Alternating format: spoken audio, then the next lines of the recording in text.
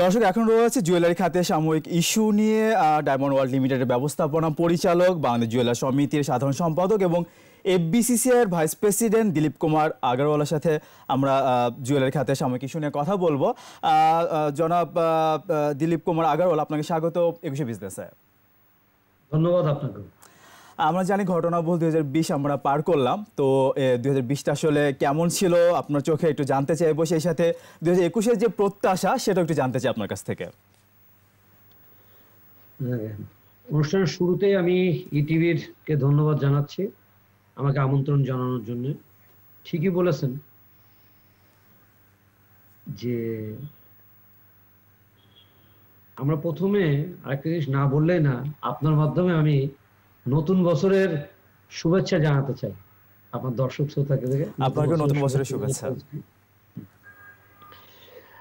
ঠিক বলছেন, শতাব্দীর ইতিহাসে একটা উল্লেখযোগ্য বছর আমরা শেষ করলাম। আবার এই বছরে আমরা অনেককে হারিয়েছি, আবার অনেক কিছু অর্জন করেছি। আমাদের মুজিব বর্ষ চলছে, দেশের 50 বছরে আমরা পদার্পণ করতে যাচ্ছি। অনুষ্ঠানের শুরুতে আমি গভীর শ্রদ্ধার সঙ্গে স্মরণ করছি 1000 বছরের শ্রেষ্ঠ বাঙালি জাতির জনক বঙ্গবন্ধু শেখ মুজিব সহ বীর শহীদদের প্রতি। একই সঙ্গে সমবেদনা জ্ঞাপন করছি সেই সমস্ত শোক সম্বন্ত পরিবারের প্রতি যারা গত 1 বছরে করোনা সহ বিভিন্ন সময়ে আপনজন হারিয়েছে। আর যদি অর্জন বলেন, সেটা হলো ব্যাপক, বিশাল, যেটা আমি ধাপে ধাপে আলোচনা করতে চাচ্ছি। একটু অর্জনগুলো একটু জানতে চাই আপনার কাছ থেকে। 2020-এর অর্জন দুই রকম, একটা হলো হাতে হাতে ফল, একটা হলো দীর্ঘমেয়াদী। করোনার কারণে উন্নত এবং অতি উন্নত দেশের অর্থনীতি যখন স্থবির হয়েছে, আমরা কিন্তু আমাদের প্রবৃদ্ধির হার কিন্তু আশাজনক। বৈদেশিক মুদ্রার রিজার্ভ কিন্তু আমরা রেকর্ড পরিমাণ কিন্তু অর্জন করেছি। করোনার মৃত্যুর হার অন্যান্য দেশের তুলনায় কিন্তু আমাদের দেশে অনেক কম। পদ্মা সেতু দৃশ্যমান, মেট্রো রেল চলমান হওয়ার মুখে, বঙ্গবন্ধু টানেলের কাজ সমাপ্তির পথে। আর সবচেয়ে বড় অর্জন হলো মাননীয় প্রধানমন্ত্রীর নেতৃত্বে আজ আমরা যে কোনো চ্যালেঞ্জে মোকাবেলায় সক্ষম। এটাই মনে একটা দেশের জন্য বড় আছে। মেগা প্রজেক্টে যদি আপনি দেখেন, 10টা মেগা প্রজেক্ট আমাদের হাতে চলমান। এবং আমার মনে হয় যে এশিয়ার মধ্যে ডেভেলপমেন্ট কান্ট্রির জন্য যা যা দরকার আমরা কিন্তু ঠিক তার দ্বার প্রান্তে কিন্তু পৌঁছে গেছি। সেটাই তো। করোনার প্রভাবে আমরা জানি যে প্রায় সকল সেক্টরে আসলে আমরা একটা নেগেটিভ ট্রেন্ড দেখেছি। সকল সেক্টর আসলে অনেক প্রতিবন্ধকতার মধ্য দিয়ে গেছে। তো জুয়েলারি সেক্টরটা আসলে কি অবস্থা ছিল এই মুহূর্তে, বা কি অবস্থা? দেখেন, বলার অপেক্ষা রাখে না, অত্যন্ত নেতিবাচক প্রভাব পড়েছে এই সেক্টরে। অধিকাংশ দোকানে ভরা মৌসুমে হওয়া সত্ত্বেও ক্রেতা কিন্তু শূন্য। করোনার শুরুতে লকডাউন চলাকালীন সময় সারা দেশের দোকানপাট যখন বন্ধ ছিল, সেই সময় মাঝারি ক্ষুদ্র জুয়েলারি ব্যবসায়ীরা ব্যাপকভাবে ক্ষতির সম্মুখীন হয়। আমাদের মেন প্রবলেমটা ছিল দোকান ভাড়া, কর্মচারীর বেতন। মহাজনের কাছে ছোট ছোট দোকানদাররা ঋণ নিয়ে রাখে, ব্যাংকের লোনের ভারে তারা জর্জরিত ছিল। কিন্তু আপনারা জেনে অবাক হবেন, এই প্রতিকূল পরিস্থিতিতেও বাংলাদেশ জুয়েলারি সমিতির নেতৃত্বে সারা বাংলাদেশের জুয়েলার্সরা পরোক্ষভাবে ব্যাংকিংয়ের সহায়তা পেয়েছে। অর্থাৎ করোনার সময় বিভিন্ন পরিস্থিতিতে অনেকে যখন আয়ের পথ বন্ধ হয়ে যায়, তখন পরোক্ষভাবে আমরা কিন্তু জুয়েলারদেরকে সাহায্য করতে পেরেছি। মানে এক কথাই হলো যে আমরা এই প্যাকেজের আওতায় আসতে পেরেছি। এটা জুয়েলারির জন্য প্রমোদনা প্যাকেজটা একটা জুয়েলারি সেক্টরের জন্য আসাটা একটু টাফ ছিল। বাংলাদেশ জুয়েলারি সমিতির পক্ষে সম্ভব হয়েছে যে তারা এই প্যাকেজের আওতায় নিয়ে আসে। আর আমরা যদি দেখি যে করোনা কালীন অবস্থায় আমরা হলো এই ব্যবসা হলো একটা লাক্সারিয়াস পণ্য। একদম এন্ডে গিয়ে কিন্তু মানুষজন হলো আপনার জুয়েলারি কিন্তু পারচেজ করে। এই বিজনেসের অন্যান্য ব্যবসা এখনো ঘুরে দাঁড়ালে, এই সেক্টরটা এখনো ঘুরে দাঁড়ায়নি। আমি এক কথায় বলতে পারি যে কোভিডের পরে এই দেশের মানুষরা পয়লা বৈশাখ পায়নি, 2টা ঈদ পায়নি, এবার বিয়ের সিজনটাও পায়নি। তো বেসিক্যালি এই সেক্টরে যারা ব্যবসার সঙ্গে জড়িত তারা কিন্তু এই সিজনের উপরে কিন্তু নির্ভরশীল। 50% ইম্প্যাক্ট পড়েছে এই সেক্টরের উপরে। সেটাই। আপনি বাংলাদেশ জুয়েলার সমিতির অর্থাৎ বাজুসের সাধারণ সম্পাদক, আপনার কাছে একটু জানতে চাই যে যখন আসলে একটা বৈশ্বিক অস্থিরতা তৈরি হয় তখনই আমরা দেখি যে স্বর্ণের দামের একটা বৃদ্ধি আমরা দেখি, এটা আসলে কেন?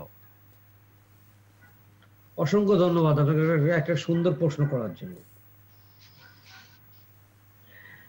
বর্তমানে শুধু করোনা পরিস্থিতি না, পৃথিবীতে যে কোনো অস্থিরতা তৈরি যখনই হয়, সেটা যুদ্ধ হোক, সেটা মহামারী হোক, সেটা দুর্ভিক্ষ হোক, তখনই কিন্তু সোনার দাম বৃদ্ধি পায়। যাই হোক, 2020 সালে স্বর্ণের দামের ঊর্ধ্বগতি যে রেকর্ড হয়েছে সেটাই শুধু আমি আপনাকে ব্যাখ্যা করি। প্রথমত, এশিয়া সহ ইউরোপের বিভিন্ন দেশে কেন্দ্রীয় ব্যাংকগুলি গত কয়েক বছর যাবৎ ডলারের বিপরীতে গোল্ড মজুত শুরু করেছে। ফলে পৃথিবীর উৎপাদিত স্বর্ণের সিংহভাগই সেই সকল কেন্দ্রীয় ব্যাংক নিয়ে যাচ্ছে। আপনি ক্লিয়ার হয়েছেন আমি যে জিনিসটা আপনাকে বোঝানোর চেষ্টা করতেছি। দ্বিতীয়ত, করোনার কারণে তেল, স্টক মার্কেট যারা বিনিয়োগ করতেন তারা নিরাপদ বিনিয়োগের মাধ্যম হিসাবে গোল্ডকে বেছে নিয়েছে। তৃতীয় হলো, চীন, ভারত, আমেরিকা বাণিজ্য যুদ্ধের কারণে ডলারের বিপরীতে গোল্ডের দাম বেড়েছে। সর্বোপরি গোল্ড হলো অতি সহজে যে কোনো মুদ্রায় রূপান্তরিত করা যায়, এই জন্য গোল্ডের চাহিদাটা এই পরিস্থিতিতে সবসময় বাড়ে। আচ্ছা আচ্ছা, আমরা জুয়েলারি খাত নিয়ে আরো অনেক কথা আপনার কাছ থেকে জানবো, তার আগে ছোট্ট একটা বিরতি নিয়ে আসি। দর্শক, এবার নিচ্ছি একটা বিরতি, ফিরে আসবো একটু পরই, আমাদের সঙ্গেই থাকুন।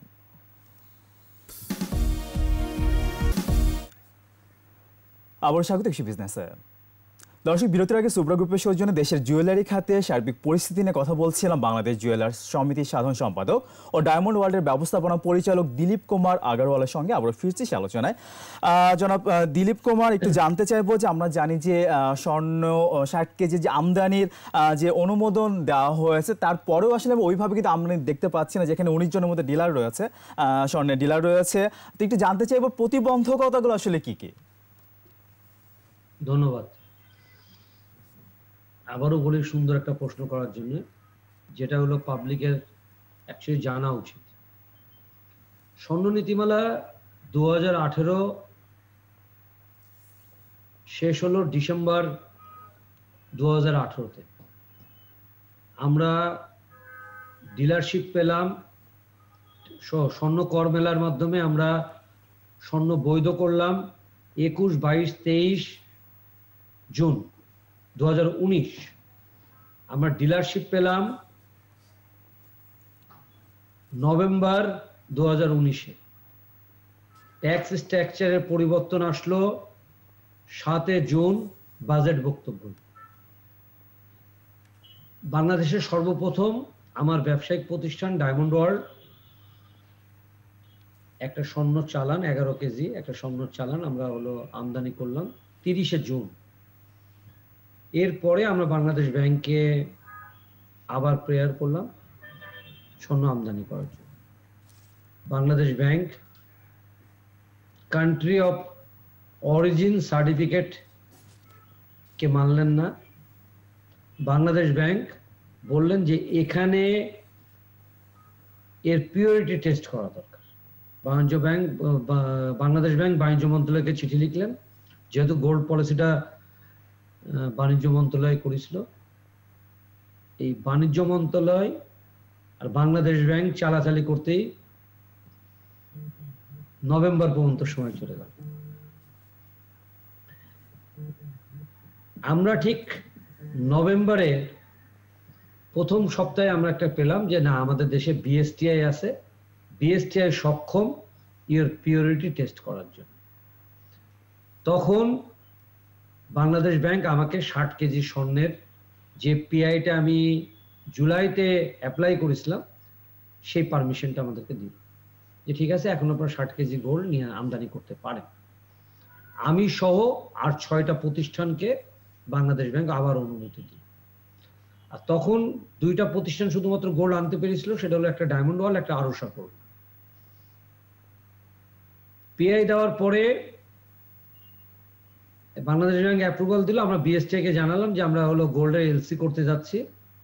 আপনারা, এটা একটা স্মল ল্যাব, 15 মিনিটের কাজ, আপনারা হাই ভ্যালু প্রোডাক্ট, আপনারা যদি একটু এয়ারপোর্টে গিয়ে টেস্ট করে নেন, অথবা এদের যেটা সিস্টেম আছে যে একটা র্যান্ডাম একটা প্রোডাক্টের মধ্যে থেকে একটা টেস্ট স্যাম্পল র্যান্ডাম নিতে পারে, নিয়ে তারা টেস্ট করে, ওনারা যখন টেস্ট করে দেবে তখন আমরা হলো ব্যাংক টু ব্যাংক যে পেমেন্টটা হয় সাপ্লায়ারের কাছে, সে পেমেন্টটা চলে যাবে।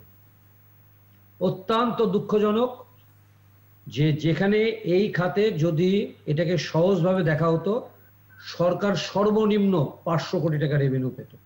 যদি জুলাই টু ডিসেম্বরের কথা আমি আপনাকে বললাম, আমরা নতুন বছরে এটা চলে এসেছি, আমরা এখনো জানি না যে আমরা বাংলাদেশ ব্যাংকের কারণে স্বর্ণ আমদানি করতে পারছি না, না বাণিজ্য মন্ত্রণালয় সঠিকভাবে সিদ্ধান্ত না দেওয়ার কারণে আমরা আনতে পারছি না, অথবা বিএসটি এর কারণে আনতে পারছি না। আমার 60 কেজি, আমার সহ অন্যান্য যে 19 জন ডিলার আছে, সবাই কম বেশি বাংলাদেশ ব্যাংকে পারমিশন দেওয়া আছে। বাংলাদেশ ব্যাংক একটা ক্লজ দিয়ে দিয়েছে, যে ক্লজে হলো যে স্বর্ণ আমদানি করার সময় বিএসটিআই তার মান যাচাই করবে।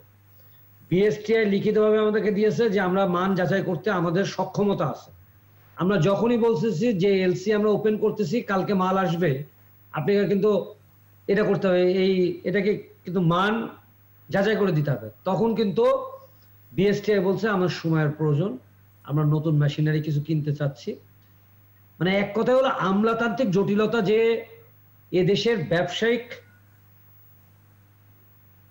উন্নয়ন, মানে ব্যবসার মধ্যে যে প্রতিবন্ধকতা আছে, সেটা আমাদের জুয়েলারি সেক্টরে তো কোনোদিন আমরা বুঝিনি। এটা কিন্তু আমরা হারে হারে চেষ্টা করতেছি। একদিকে আমরা, আমার মাননীয় প্রধানমন্ত্রীর ভিশন হলো special economy zone, one stop service, আর একদিকে এই যে আমলাতান্ত্রিক জটিলতা, যার কারণে বলা ভেরি ইজি, কাজ করা খুব টাফ হয়ে দাঁড়াচ্ছে।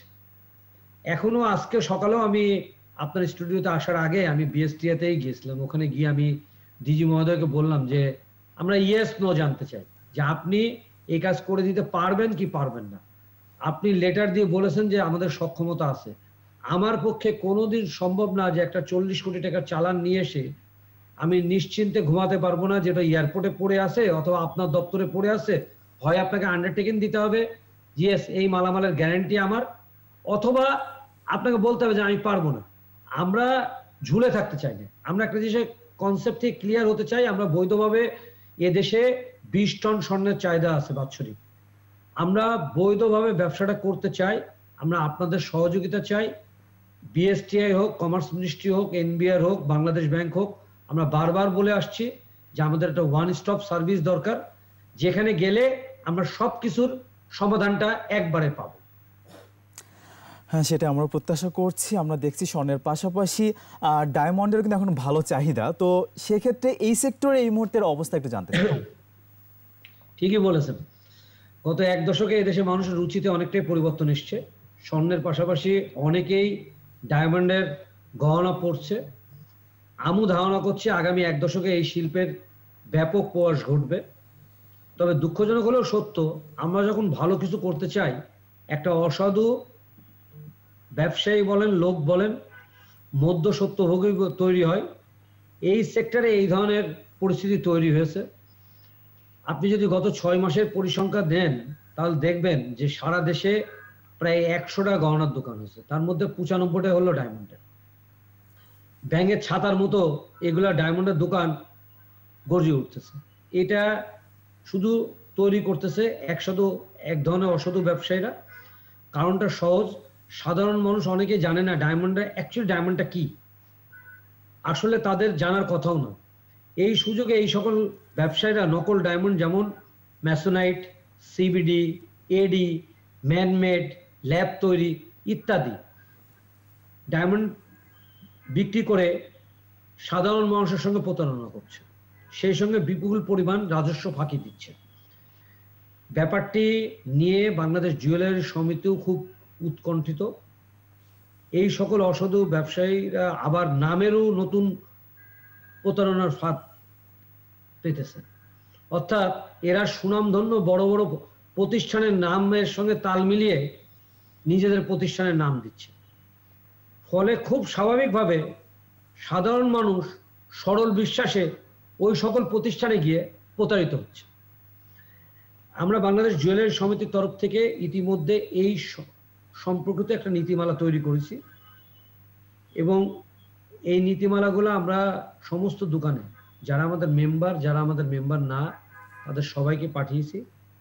অচিরেই আমরা বলছি যে এই সকল প্রতিষ্ঠানকে এই নীতিমালা মানতে হবে, না হলে সরকারি বিভিন্ন সংস্থা যেগুলো আছে তাদের কাছে যেতে আমরা বাধ্য হব। আমরা সেটাই প্রত্যাশা করছি। জনাব দিলীপ কুমার আগরওয়াল, একদমই শেষের দিকে একটু ছোট করে জানতে চাইবো, শেষ করে দিই আপনাকে।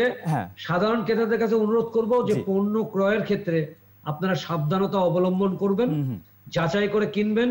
যদি কোনো কারণে মনে হয় যে আপনি প্রতারিত হচ্ছেন, সেই ক্ষেত্রে ভোক্তা অধিকার আছে, বাংলাদেশ জুয়েলারি সমিতি আছে, তাদের শরণাপন্ন হবে, সেটা আমরা প্রত্যাশা করছি। একদমই শেষ কোশ্চেনটা, জনাব দিলীপ কুমার আগরওয়াল, আপনি আমি একই এলাকার মানুষ, একটু এই সুযোগ এই প্ল্যাটফর্মের মাধ্যমে একটু জানতে চাই এলাকার উন্নয়নে ভবিষ্যৎ কোনো পরিকল্পনা আছে কিনা, ছোট করে। অবশ্যই আছে। এক বাক্যে যদি বলি, অবশ্যই আছে। আমার হোম টাউন চুয়াডাঙ্গা, আমি ওই মাটিতে জন্মিয়েছি। আমার চুয়াডাঙ্গার প্রতি আমি যত ব্যস্তই থাকি না কেন, যখনই সময় পাই, চুয়াডাঙ্গা মানুষের পাশে দাঁড়াতে পারলে, চুয়াডাঙ্গার উন্নয়নে অংশীদার হতে পারলে আমার কাছে মনে হয় যে মাটিতে আমি জন্মেছি, অ্যাকচুয়ালি তো আমি পুরো দেশের ব্যাপার নিয়ে চিন্তা ভাবনা করি, কিন্তু চুয়াডাঙ্গার জন্মভূমি হিসেবে একটু টান বেশি।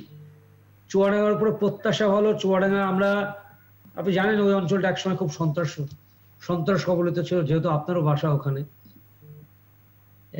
এখন সন্ত্রাস মুক্ত, ইন্ডাস্ট্রি একটা আসলে জেলা। হ্যাঁ, ওখানে সম্ভাবনাময় একটা জেলা। কৃষি সেক্টরে অনেক কিছু করার আছে ওখানে। আমরা ওখান থেকে কয়েকটা জিনিস এক্সপোর্ট এখন বাংলাদেশে বেস্ট হচ্ছে। হেয়ারের একটা প্লান্ট ওখানে হয়েছে, একটা কমলা লেবুর প্লান্ট হয়েছে, যেটা বোধহয় বাংলাদেশের মধ্যে সবচেয়ে বেস্ট প্লান্ট। গ্যাসের, ইলেকট্রিসিটি একটা বিগ প্রবলেম ছিল, যার কারণে ওখানে ইন্ডাস্ট্রি, এগ্রিকালচার ইন্ডাস্ট্রি মানে চুয়াডাঙ্গা ওই অঞ্চল, চুয়াডাঙ্গা ঝিনেদা ওই অঞ্চলটা গড়ে উঠবে, এটাই আমাদের প্রত্যাশা। ওখানকার মানুষজন যারা ঢাকামুখী হয়েছে তাদের কাছেও আমার অনেক প্রত্যাশা যে আমরা সবাই চুয়াডাঙ্গাকে নিয়ে চিন্তা করি। এই বাংলাদেশের মধ্যে যতগুলো ভালো জেলা আছে সেই বিস্তারিত কথা আপনার কাছে শুনবো। আজকে একদমই সময় নেই, আমাদের এখানে শেষ করতে হচ্ছে। আপনাকে অনেক ধন্যবাদ আমাদেরকে সময় দেওয়ার জন্য। আপনাকে অসংখ্য ধন্যবাদ আমাকে আমন্ত্রণ জানানোর জন্য। দর্শক, সুব্রা গ্রুপের সৌজন্য এতক্ষণ দেশের জুয়েলারি খাতে নানা দিক ও করণীয় কথা বলছিলেন বাংলাদেশ জুয়েলারি সমিতির সাধারণ সম্পাদক ও ডায়মন্ড ওয়ার্ল্ডের ব্যবস্থাপনা পরিচালক দিলীপ কুমার আগরওয়াল। দর্শক, এবার নিচ্ছে আরো একটা বিরতি। বেলা 2টা 35 মিনিট আবারও ফিরে আসবো বিজনেসে আরো আয়োজন নিয়ে, আমাদের সঙ্গে থাকুন।